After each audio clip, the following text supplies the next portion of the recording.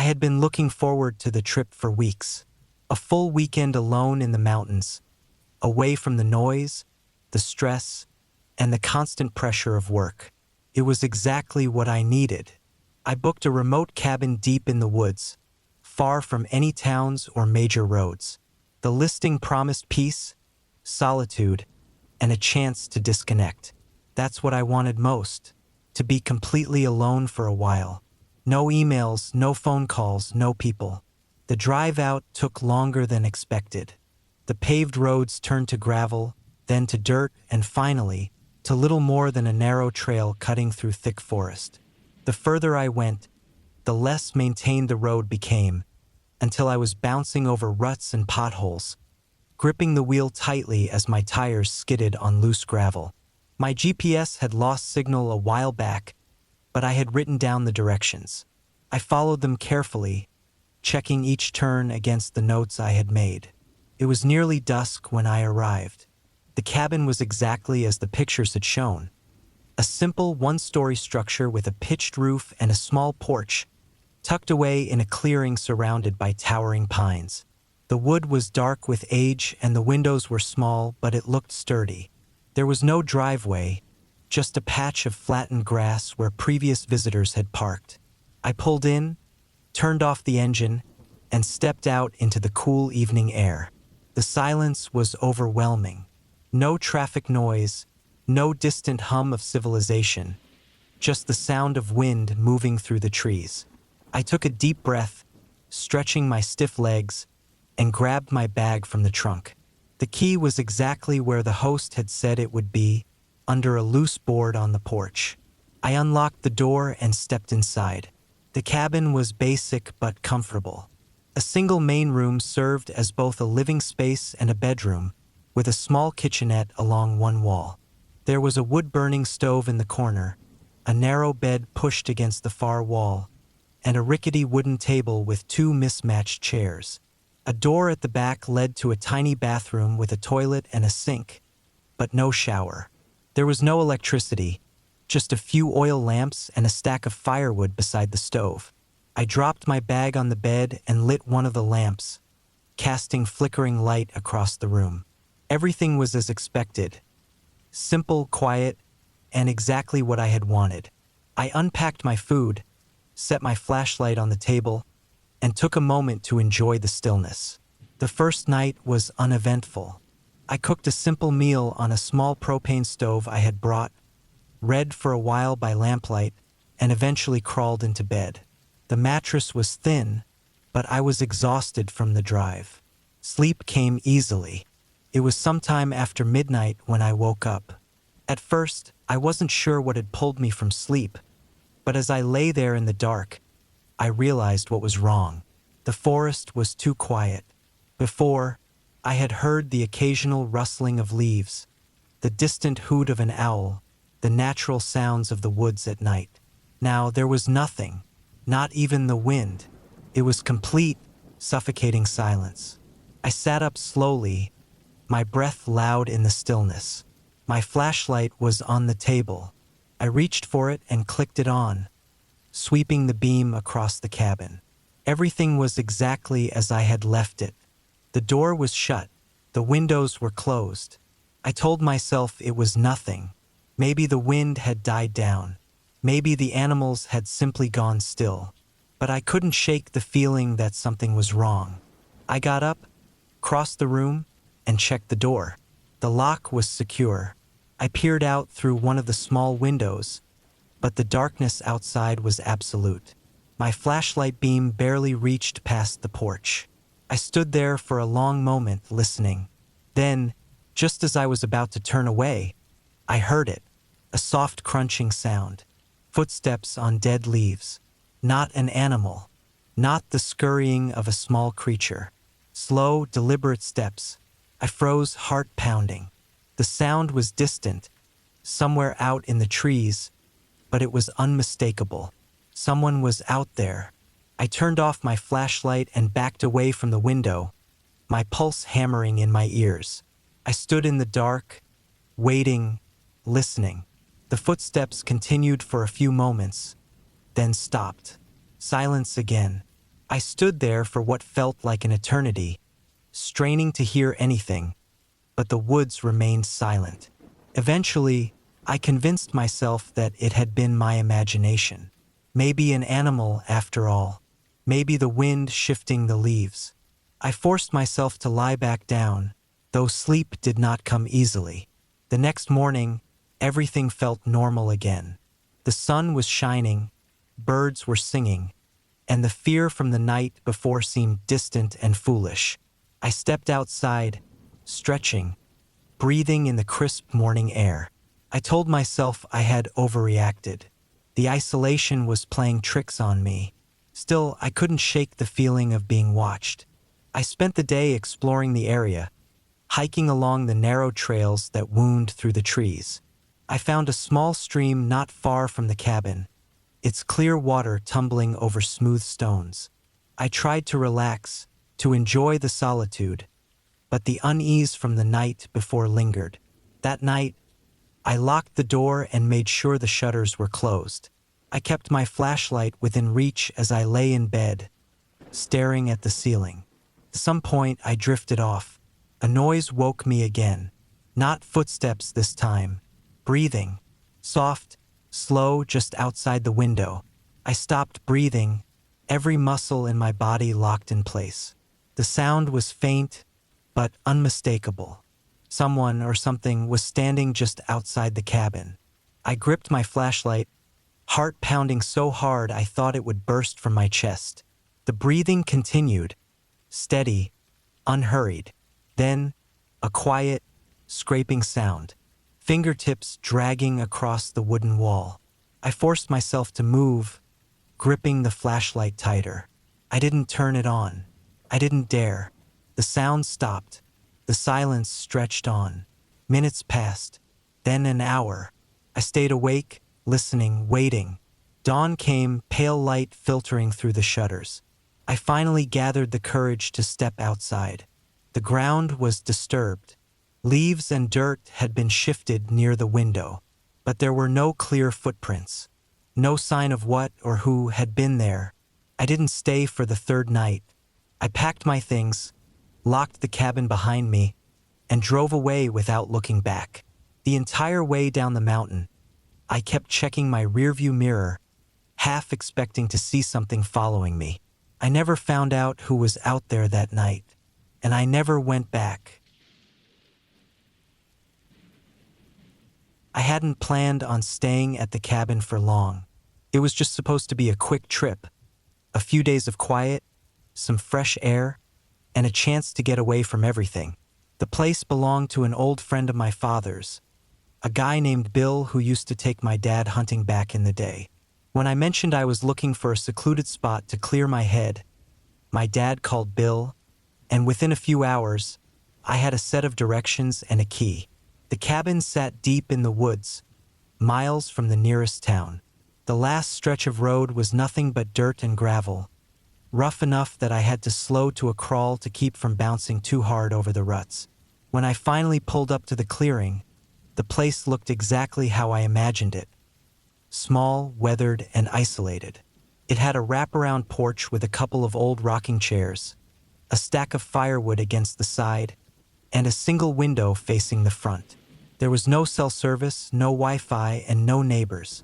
I let myself in, stepping into a space that smelled like old wood and dust. The main room had a stone fireplace, a worn-out couch, and a kitchen area with a small table and a few chairs. A narrow hallway led to a single bedroom and a bathroom. Everything looked untouched, like Bill hadn't been here in months. There were no personal touches, no pictures, no decorations, just the bare essentials. I spent the first couple of hours unpacking and getting settled.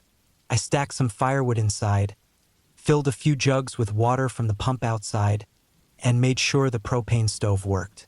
The silence was something I wasn't used to.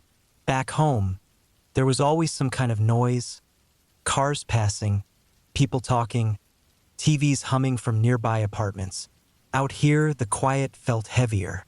Every now and then, I'd hear the wind through the trees or the creak of the cabin settling, but mostly, It was just me and the sound of my own breathing. The first night was uneventful. I made a simple meal, sat on the porch for a while, then read by lantern light before turning in. The mattress was stiff, and the blankets smelled musty, but I was tired enough that I didn't care. I fell asleep quickly and didn't wake up until morning. The second day, I decided to go for a hike. There was an overgrown trail behind the cabin that Bill had mentioned in his note. It wasn't marked, but it was easy enough to follow. The trees were dense, the ground soft with fallen leaves. I walked for a few miles, keeping an eye on the sun so I wouldn't lose track of time. At some point, I got the feeling that I wasn't alone. It wasn't anything obvious, no footsteps, no sounds, just an instinct. I stopped and listened, but all I heard was the wind moving through the branches. After a few minutes, I shook it off and kept going. I reached a small clearing and decided to take a break. I sat on a fallen log, drank some water, and just listened to the woods. That's when I noticed something strange. The forest had gone completely silent. No birds, no insects, nothing. Just dead, heavy stillness. I felt it again, that sense that I wasn't alone. My skin prickled, and my stomach tightened. I turned slowly, scanning the trees, but there was nothing there. I stood up and started heading back, walking faster than before. The feeling didn't go away. If anything, it got stronger. I kept glancing over my shoulder, half expecting to see someone standing just out of sight. By the time I reached the cabin, my heart was pounding. I locked the door behind me, trying to shake the unease. It was stupid. I was alone. There was no one out there. But that night, I couldn't sleep. Every little sound made me flinch. The creak of the cabin, the rustle of branches outside. It all felt too loud, too close. I kept thinking about the silence in the woods, the way it felt like something was watching me. At some point, exhaustion won out and I dozed off. I woke up to the sound of something moving outside. A slow, deliberate crunch of footsteps on gravel. I froze, barely breathing. The sound moved around the cabin, pausing every few steps. I reached for my flashlight, but my hands were shaking too much to turn it on. The footsteps stopped right outside the front door. I waited, heart pounding in my ears. Then, after what felt like forever, they moved away. I stayed awake until the first light of dawn. When I finally worked up the nerve to check outside, there was nothing there. No footprints, no signs that anyone had been near the cabin. I tried to convince myself I had imagined it. Maybe I'd been half dreaming, my mind playing tricks on me. But deep down, I knew better. I spent the rest of the day on edge. Every time I stepped outside, I felt exposed, like something was just beyond the trees, watching. By the third night, I had made up my mind. I was leaving in the morning. I barely slept, jerking awake at every little noise. The wind against the cabin, the scrape of a tree branch against the roof. It all felt wrong. Then, just before dawn, I heard it again. Footsteps. This time, they didn't stop at the door. They circled the cabin, slow and steady. I gripped my flashlight, muscles locked tight. The footsteps moved toward the back, stopping near the bedroom window. I lay there, barely breathing, waiting for something to happen.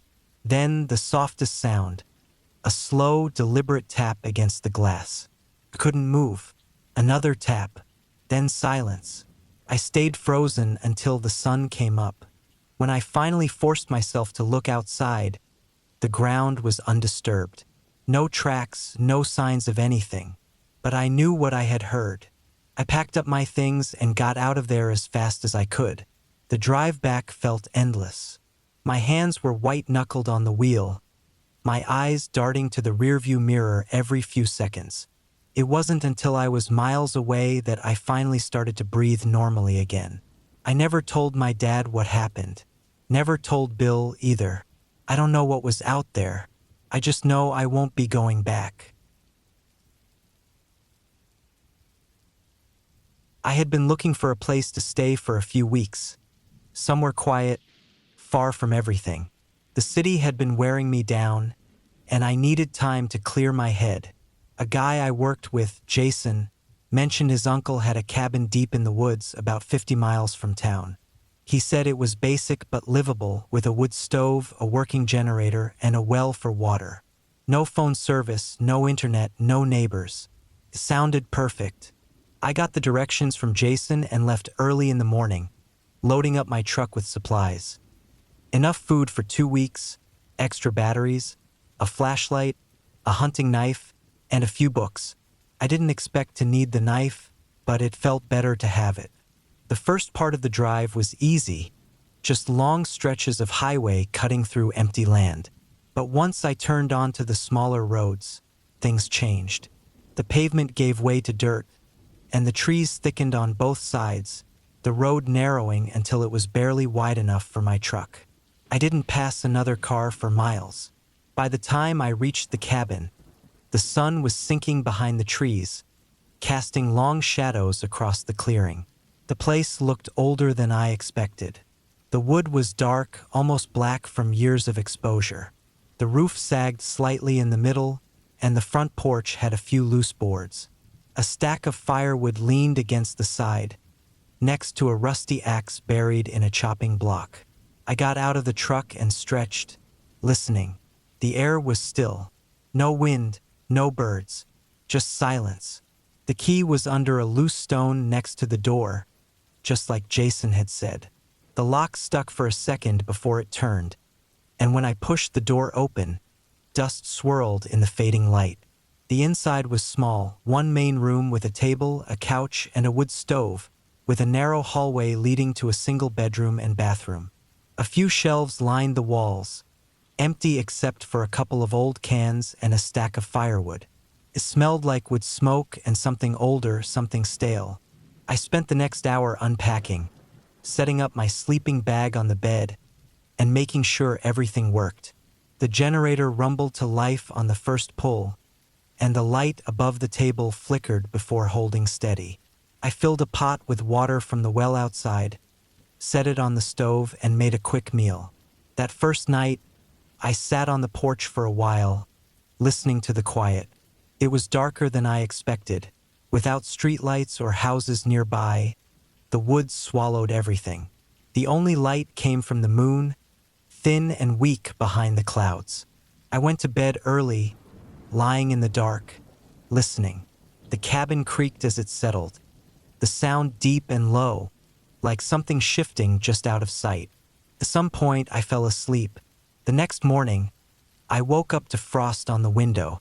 The air inside the cabin was cold, my breath visible in the dim light. I got up, started a fire in the stove, and made coffee. The silence felt heavier in the daylight, the woods pressing in close. I spent most of the day exploring. There was a narrow trail behind the cabin, winding through the trees. I followed it for a while, stepping over roots and fallen branches, the ground soft under my boots. It felt good to walk, to breathe air that wasn't thick with exhaust and city noise. After about an hour, I came across a clearing. The ground was bare, the grass flattened in places like something heavy had been dragged through. Bones lay scattered in the dirt, picked clean. At first, I thought they were deer bones, but some of them looked too big, the shapes too strange. A feeling crawled up my spine, slow and cold. I turned back. The walk to the cabin felt longer than before. Every time I looked over my shoulder, I half expected to see something moving through the trees. That night, I locked the door.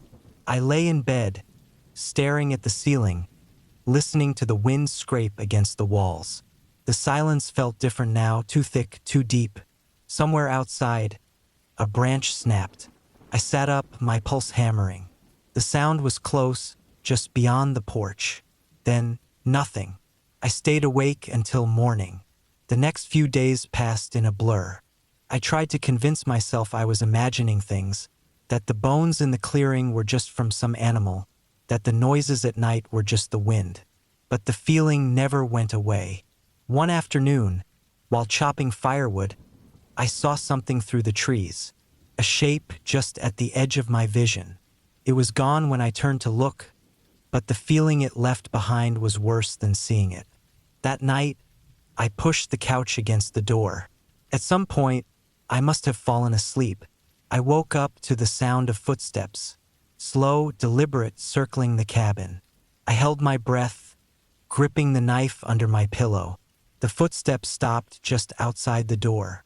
A long silence. Then the handle rattled. My throat went dry. The rattling stopped. The footsteps moved away, disappearing into the trees. I didn't sleep after that. By morning, I had made up my mind. I packed my things, loaded them into the truck, and got the hell out of there. The drive back felt longer than the drive in. My hands were tight on the wheel, my eyes darting to the mirror, expecting to see something following me. I never told Jason what happened. Never told anyone. I don't know who or what was out there, but I know I was never alone in that cabin. I never should have gone to the cabin. I told myself it would be good for me. Some time away, a break from everything. I had been feeling restless, like I was suffocating in my own life. Work was the same every day, the same people, the same routines. My apartment felt too small, my phone always buzzing with messages I didn't care about. I needed quiet. I needed space. My friend Mark told me about the cabin. It belonged to his family, but no one had been up there in years. It sat deep in the woods, miles from the nearest road, the kind of place where no one would bother me. He said it was still in good shape, had a well for water, a wood stove for heat, and enough firewood to last a month. No phone service, no Wi-Fi, no neighbors. It sounded perfect. I packed light, just the essentials. Some canned food, a few bottles of water, a flashlight, a knife, and a sleeping bag. I didn't need much. The plan was simple. A few weeks alone, no distractions, just me and the quiet. The drive took most of the day. The roads got worse the farther I went, turning from pavement to gravel to dirt. The trees pressed in closer, the branches hanging low, scraping against the truck as I passed. I didn't see another car for miles. By the time I reached the cabin, the sun was setting. The place looked older than I expected, the wood dark and weathered. The roof sagged a little in the middle, and the windows were dusty. There was a small porch with a single wooden chair, a pile of firewood stacked against the wall, and a rusted axe leaning nearby. I stepped out of the truck and stretched, breathing in the cold air. The silence was thick, the kind that presses against your ears. No cars, no voices, no distant hum of electricity, just the wind moving through the trees. I found the key under a loose board on the porch, just like Mark had said. The lock was stiff, but it turned, and when I pushed the door open, the smell of dust and old wood rushed out to meet me. Inside, the cabin was simple. A single room with a wood stove, a small table, a few chairs, and a couch that looked like it hadn't been used in years. There was a narrow doorway leading to a bedroom and a small bathroom. The shelves in the kitchen were mostly empty, just a few rusted cans and a stack of plates covered in dust. I spent the next hour unpacking, setting up my sleeping bag on the bed, checking the stove. The generator started on the third pull, and the single light bulb above the table flickered before holding steady. That first night, I sat on the porch, staring out into the woods. The sky was clear, the stars bright, but the darkness between the trees felt heavy, like it was watching me. I went to bed early, listening to the sound of the wind against the cabin walls. Somewhere in the middle of the night, I woke up. At first, I wasn't sure why. The room was silent. The fire in the stove burned low, casting faint orange light across the walls. Then I heard it, a sound outside, a soft, slow crunch of footsteps on dead leaves. I held my breath, listening. The footsteps stopped. I waited, my pulse hammering, but there was nothing, just the wind, the creak of the cabin settling. Eventually, I convinced myself I had imagined it. I rolled over and forced my eyes shut. The next morning, I stepped outside, looking for tracks. The ground was covered in fallen leaves, but I didn't see anything out of place. Maybe it had been a deer, maybe just the wind shifting the trees. I spent the day hiking, following an old trail that led deeper into the woods. The trees were thick, the ground soft beneath my boots. The air felt different out here, heavier, stiller. At one point, I found something strange. A clearing, the ground torn up, like something had been dragged across it. Bones lay scattered in the dirt, picked clean. Some were small, probably from a deer, but others were bigger, too big. A cold feeling crawled up my spine. I turned back. That night, I locked the door. I sat by the fire, reading by lantern light, trying not to think about the clearing. The silence pressed in around me. Then I heard it again. Footsteps, slow, deliberate, moving around the cabin. I froze, gripping the knife in my lap. The footsteps stopped just outside the door. Silence. I held my breath, waiting. Then the handle rattled. I didn't move. The rattling stopped. The footsteps moved away, fading into the trees. I stayed awake until morning. By the time the sun came up, I had made up my mind. I was leaving. I packed my things quickly, throwing them into my bag. I stepped outside, glancing around the clearing. Nothing. The woods were still quiet. Then I saw it. A single footprint, half hidden by leaves, too large to be mine. I got in the truck and started the engine. As I drove away, I kept my eyes on the rearview mirror, expecting to see something moving in the trees. I never told Mark what happened. Never told anyone. I don't know who was out there. I just know I wasn't alone. I never should have gone alone.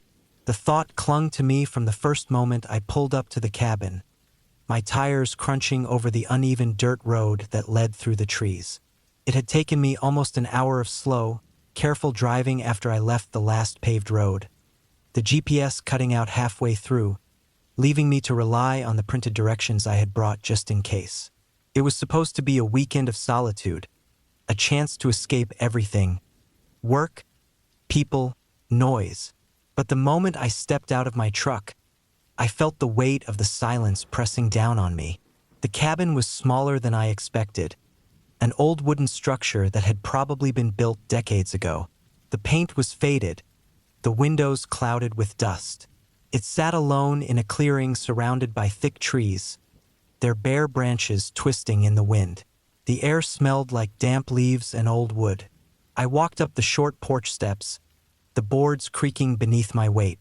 The key was in a rusted lockbox under one of the steps, just as the owner had said in the email.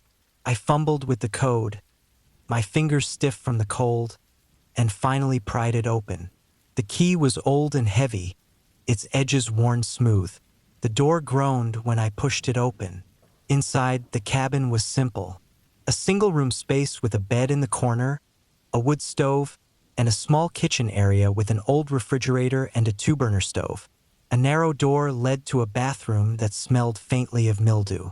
The wooden walls were dark with age, and the floor was uneven in places, boards sagging under my feet. There was a single window on the back wall, looking out into the forest. I set my bag down on the bed and went back outside to grab my supplies from the truck. I had brought enough food for the weekend, plus extra in case I decided to stay longer. I had a small axe for chopping firewood, a hunting knife, a flashlight, and a few other essentials. The cabin had electricity, but I had been warned that power outages were common.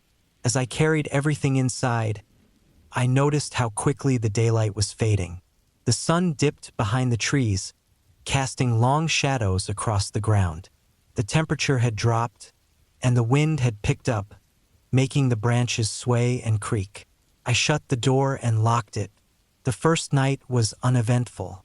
I made a simple meal on the stove, lit the wood stove for warmth, and sat in the old wooden chair by the window, staring out at the darkness. The only sounds were the wind and the occasional creak of the cabin settling. When I finally lay down to sleep, I felt uneasy but told myself it was just the unfamiliar surroundings. The bed was hard, the blankets thin, but eventually, exhaustion pulled me under. I woke up in the middle of the night to a noise outside. A rhythmic thump, thump, thump. I lay still, listening, my breath shallow. It sounded like something hitting wood. The wind had died down, and the forest was silent except for that sound. I sat up slowly and reached for the flashlight beside the bed. When I clicked it on, the beam cut through the darkness, casting long shadows on the walls. Thump, thump. I swung my legs over the bed and stood up, my body tense. The sound was coming from outside, near the front of the cabin. I crept to the window and angled the flashlight to see the porch. Nothing, just the empty wooden steps and the trees beyond. Then, as I was about to turn away, I saw it, a figure half hidden in the trees. My breath caught in my throat. The flashlight's beam wasn't strong enough to make out details, but I could see the shape of a person standing just beyond the tree line, completely still. I turned off the flashlight. For a long time, I didn't move. I stood there in the dark, heart hammering, listening. The thumping had stopped. The only sound was my own breathing. I stayed at the window for what felt like hours, but the figure didn't move. Eventually, I forced myself to step back from the window and sat on the bed, gripping the flashlight tightly. My mind raced. Maybe it was a hunter. Maybe someone else had a cabin nearby. Maybe I barely slept the rest of the night. By morning, the figure was gone. I went outside, my breath visible in the cold air. The ground was covered in leaves, but near the tree line, I saw something that made my stomach tighten. Footprints, deep imprints in the damp earth, leading from the trees to the porch, and then back again. I had locked the door, I was sure of that, but still I checked it twice. I checked the windows too. Everything was locked. I told myself it had to be a coincidence. Maybe a lost hiker had passed by. Maybe they had been looking for help. But why just stand there? I tried to shake it off and went about my day, but the feeling of unease never left me. That night, I barricaded the door with a chair and kept the flashlight and my hunting knife within reach. I didn't sleep. At some point in the early hours of the morning, I heard it again. Thump, thump, slow, deliberate. I gripped the knife and sat frozen on the bed. Then, a new sound, the unmistakable creak of a porch step. I held my breath. The door handle rattled. I don't remember making the decision to move. One moment I was frozen. The next I was on my feet, yanking open the drawer where I had left my keys. I didn't turn on the lights. I didn't grab my bag. I ran to the door, pulled the chair aside, and yanked it open. The porch was empty, but the footprints were there, fresh in the thin layer of frost covering the wood. I didn't stop. I ran to my truck, threw myself inside, and started the engine. As my headlights flooded the clearing, I saw it. A figure at the edge of the trees, tall, motionless, watching. I slammed the truck into reverse and peeled out onto the dirt road, my tires kicking up mud and leaves. I didn't look back. I drove for hours before I stopped. Only when I reached the first gas station, miles away, did I finally let myself breathe. I checked my phone. No service. It was only later, after I had made it home and told myself I had imagined most of it, that I looked up the cabin's history. A few years ago, a man had been found dead in those woods. A hiker, they said, though he had no camping gear, no ID. Just a knife in his hand and a look of terror on his face. I never went back. I knew something was wrong the moment I arrived at the cabin. The drive had taken longer than expected, almost 6 hours, most of it on empty roads that cut through endless trees. The last stretch was nothing more than a narrow dirt path, barely wide enough for my truck, with deep ruts from past travelers. I had to slow down to avoid getting stuck. I had rented the place for a week. A remote, off-grid cabin, far from people, far from noise. The website had advertised it as a peaceful escape, a place to disconnect. No cell service, no internet, just nature. That was what I wanted. But as soon as I stepped out of the truck, I felt it, something I couldn't explain. The cabin stood alone in a small clearing, surrounded by thick forest. The trees loomed tall, their branches bare, skeletal against the fading sky. It was colder than I expected, the air damp, the smell of wet earth thick in my nose. The cabin itself looked old but sturdy. A simple one-room structure with a porch, a slanted roof, and a metal chimney. There was a wood pile stacked neatly against the side. The windows were small, dark, reflecting only the trees behind me. I grabbed my bag from the truck, slung it over my shoulder, and climbed the steps. The porch creaked under my weight. The key was in a lockbox, just as the owner had said in the email. Took me a few tries to get the combination right, my fingers stiff from the cold. The door was heavy. When I pushed it open, the smell of dust and wood smoke greeted me. Inside, the cabin was basic. A bed in the corner, a wood stove, a small kitchen area with a propane burner, a single table with a chair. A narrow door led to a bathroom.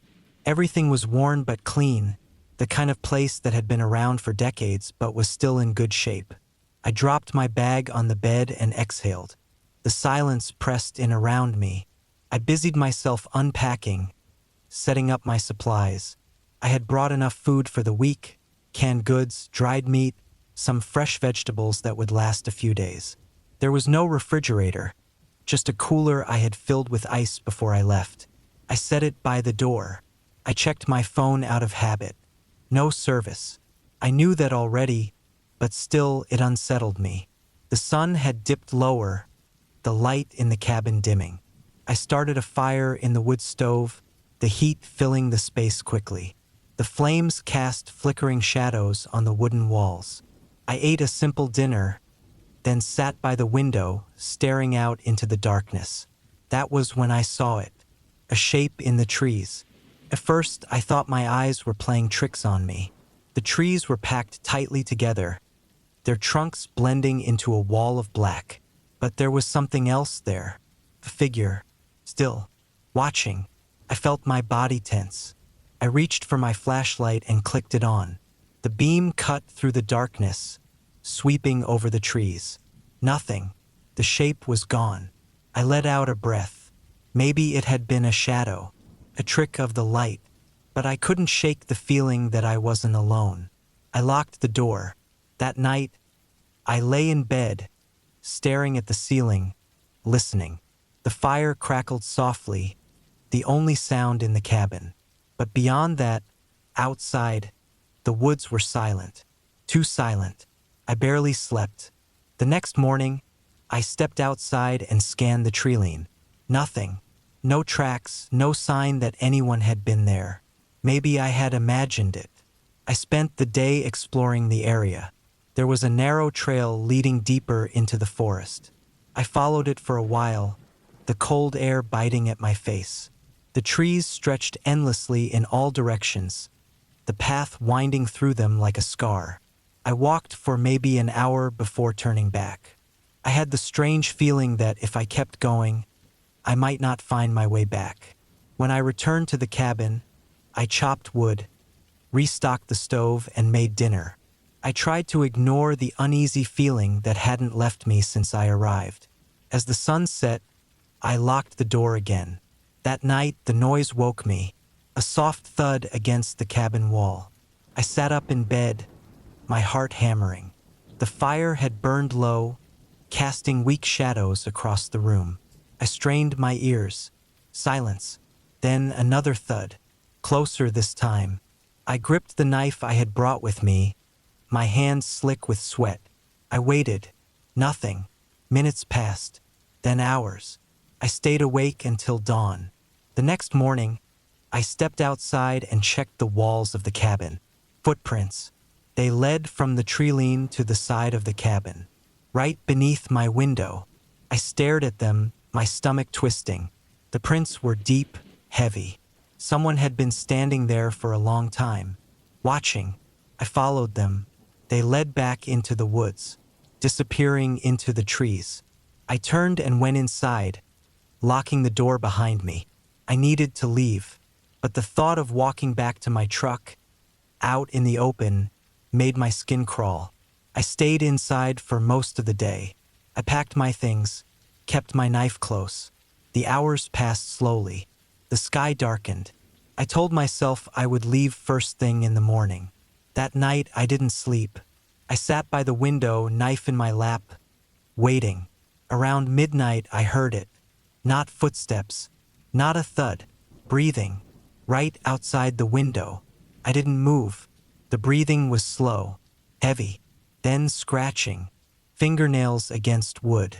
I gripped the knife tighter, my pulse roaring in my ears. The scratching stopped. Then the sound of footsteps, slow, dragging, moving around the cabin, circling. I sat frozen, waiting for the door handle to turn. Didn't. Instead, the footsteps moved away, back into the trees. I didn't sleep. At first light, I grabbed my bag, threw open the door, and ran to my truck. My hands shook as I fumbled with the keys. The engine roared to life. As I backed up, my headlights swept over the trees, and I saw him, a man, standing just inside the forest. Tall, thin, dressed in dark clothes. His face was pale, his eyes locked onto mine. I didn't stop. I gunned the engine and tore down the dirt road, my tires kicking up mud. I didn't look back. Hours later, I reached the nearest town. I pulled into a gas station and sat there, gripping the steering wheel, my breath coming in short gasps. I checked my phone. Service. I called the owner of the cabin, told him everything. His response made my blood run cold. "You're not the first." I didn't ask for details. I didn't want to know. I just drove, and I never went back. I should have checked the weather. That was my first mistake. The second was assuming I'd be alone.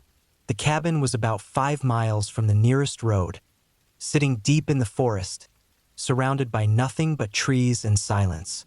It was an old rental, one I had found online, advertised as a secluded getaway.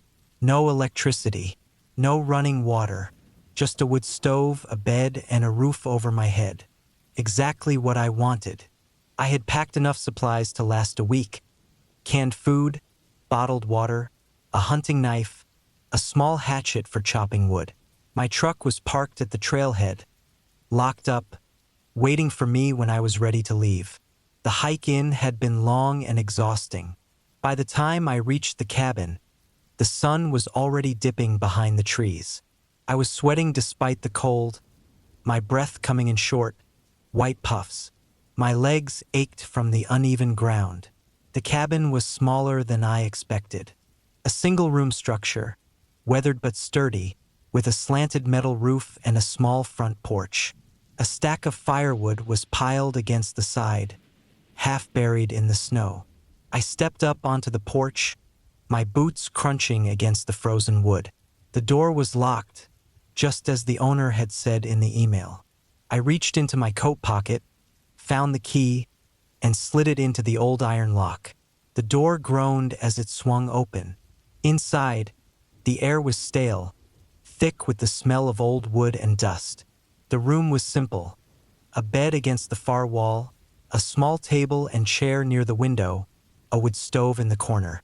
The floor was rough, uneven planks.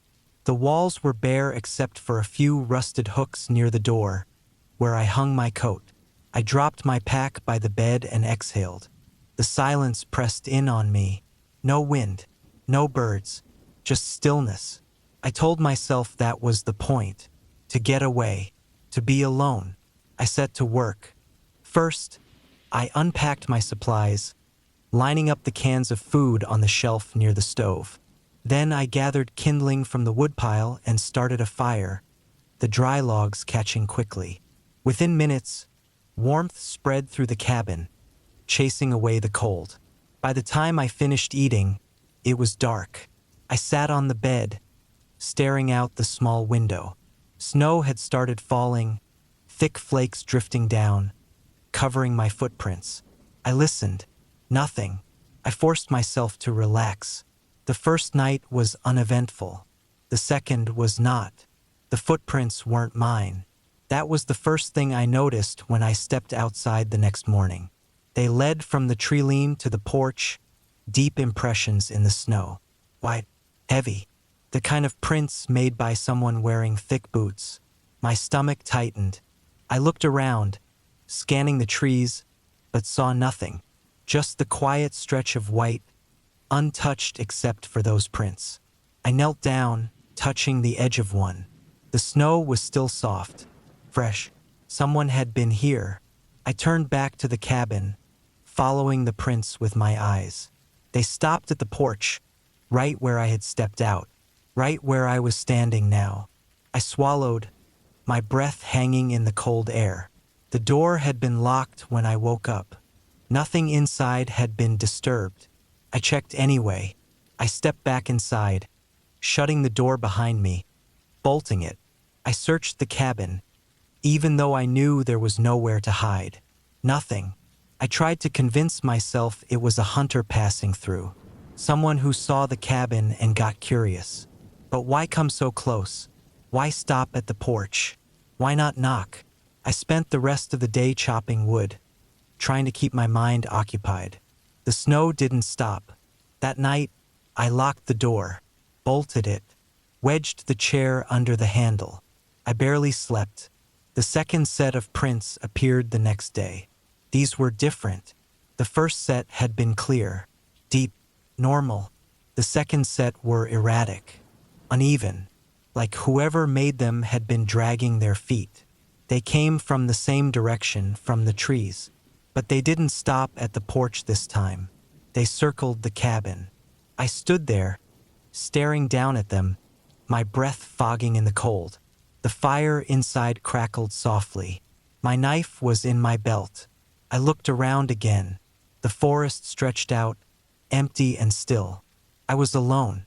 I told myself that, over and over, but I didn't believe it.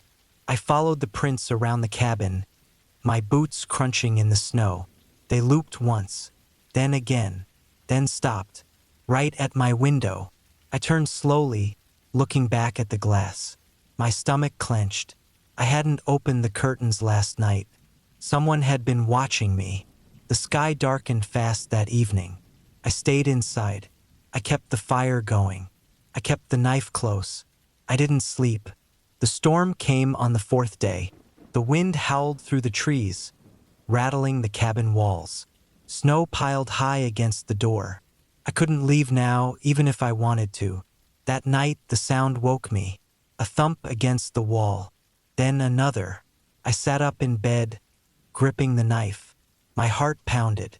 The fire had burned low, casting weak shadows across the room. The wind roared outside, but beneath it, something else. A slow, dragging sound. I swallowed hard, forcing myself to move.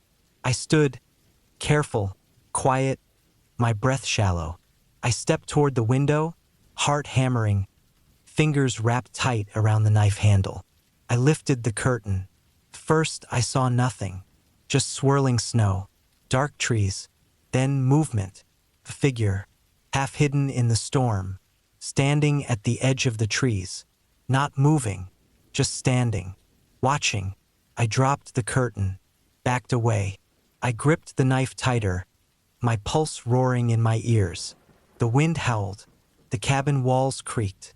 Then another thump, closer this time. I didn't move, didn't breathe. The fire flickered. The room felt smaller. I waited. The storm raged on, but nothing else happened. I stayed awake until dawn. By morning, the snow had stopped. I forced myself outside. The cold bit at my skin. The snow was deep, heavy, untouched. except for the prints, leading from the trees, stopping at my door. No return tracks. Whoever had stood there had never left. I stared at the prints, my stomach twisting. I turned, scanned the trees. Nothing. I packed my bag. I didn't care about the rental, didn't care about the food, the supplies. I needed to go. I grabbed my gear, shoved the door open, and stepped into the snow. He started walking. Fast. The trail was buried, but I knew the direction. I moved quickly, my breath coming in short, sharp bursts. Half a mile in, I looked back. The cabin was a dark shape in the distance.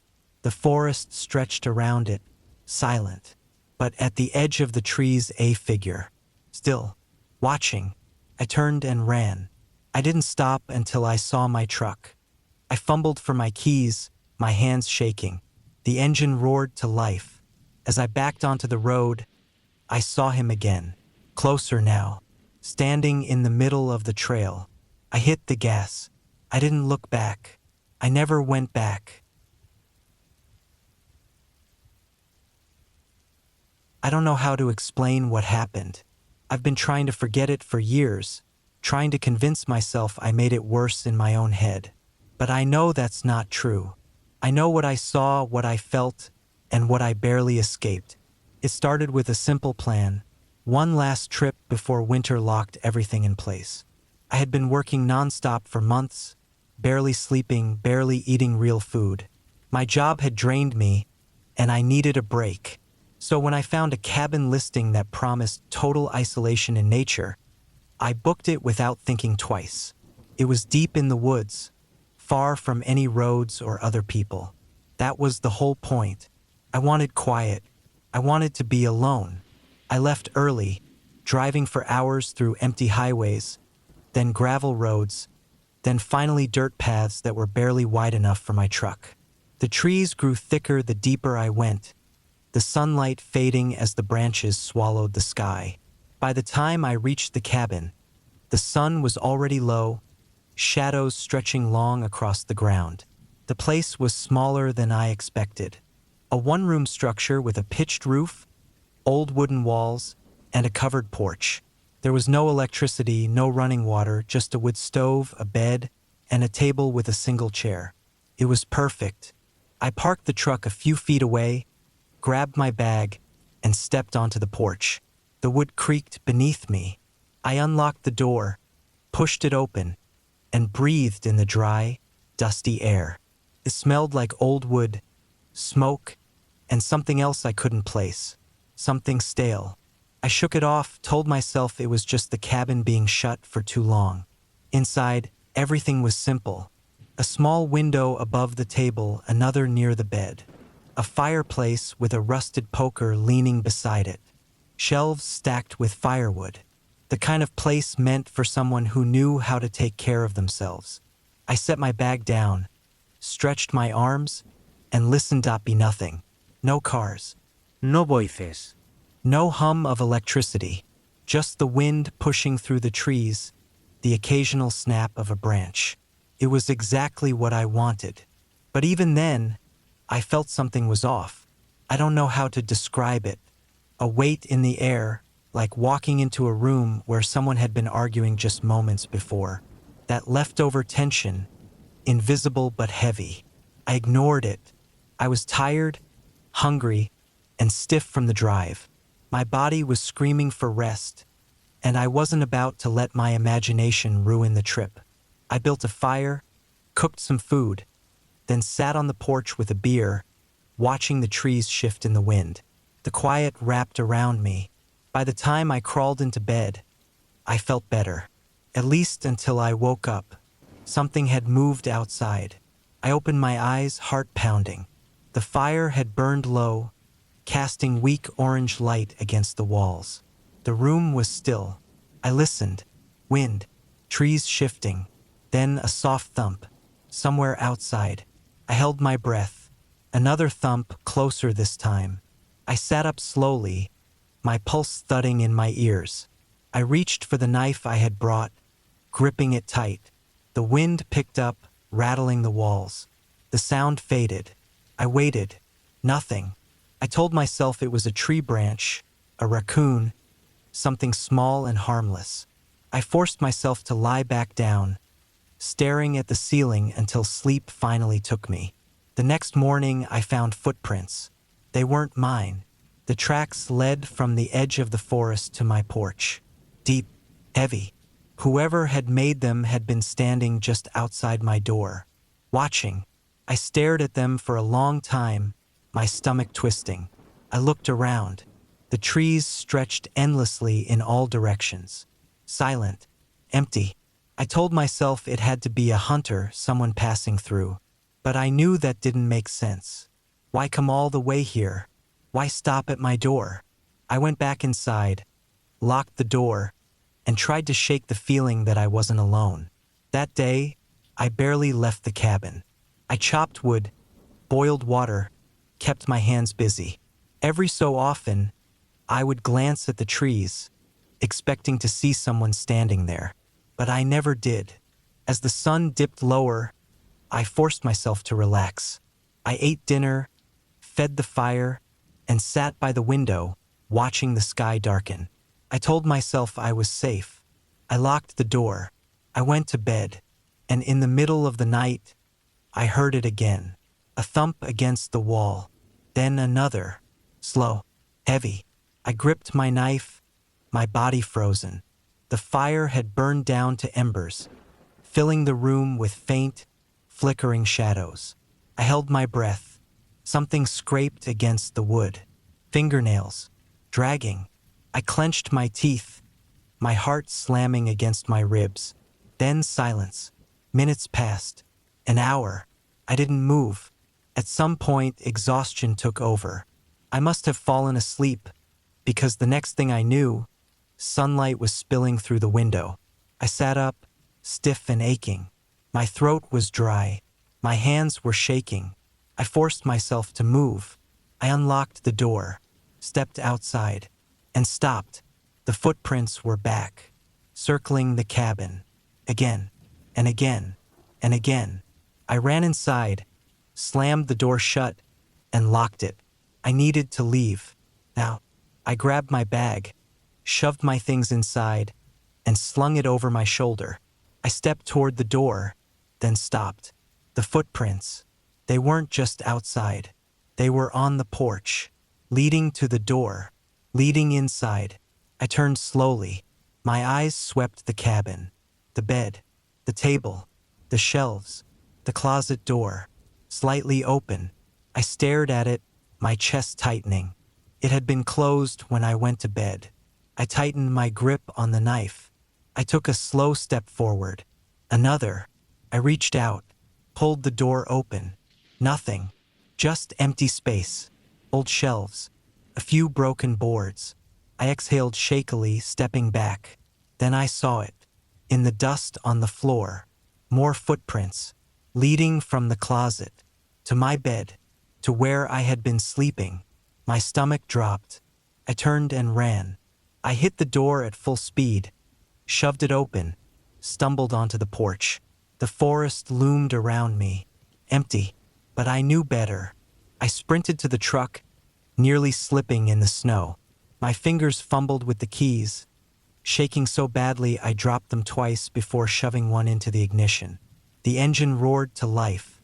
I slammed it into gear. As I backed up, my tires kicking up snow, I looked toward the cabin one last time. And there, standing in the doorway, a man. Tall, thin, dressed in dark clothes. Watching. I didn't stop. I didn't look back. I hit the gas, tore down the road, and didn't breathe until I was miles away. I never told anyone what happened. I never went back. And I never will.